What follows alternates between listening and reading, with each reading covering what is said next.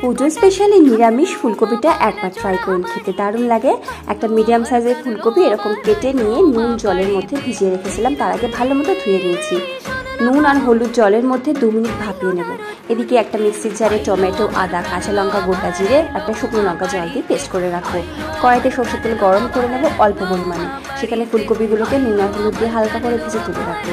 ওই কড়াইতে 2 টেবিল চামচ সরষের তেল গরম করে শুকনো লঙ্কা, গোটা জিরে, হিং ফোড়ন দিয়ে ফোড়ন থেকে সুন্দর গন্ধ হলে বেটে রাখা মশলা দেবো। টক দইতে লঙ্কা গুঁড়ো, জিরে গুঁড়ো, ধনে গুঁড়ো আর কাজু আর আমন্ডের পেস্ট অথবা চারমগজও দিতে পারেন।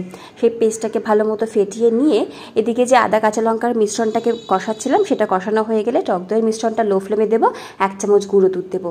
মশলা ভালো মতো কষে তেল ছাড়লে ভেজে রাখা ফুলকপি স্বাদ মতো নুন জল দিয়ে ঢাকা চাপা দিয়ে ফুলকপি সেদ্ধ হয়ে এলে নামানোর আগে একটু চিনি, গরম মশলার গুঁড়ো আর ঘি, ব্যাস লো ফ্লেমে ভালো মতো মিশিয়ে ঢাকা দিয়ে 5 মিনিট রেস্টে রাখুন।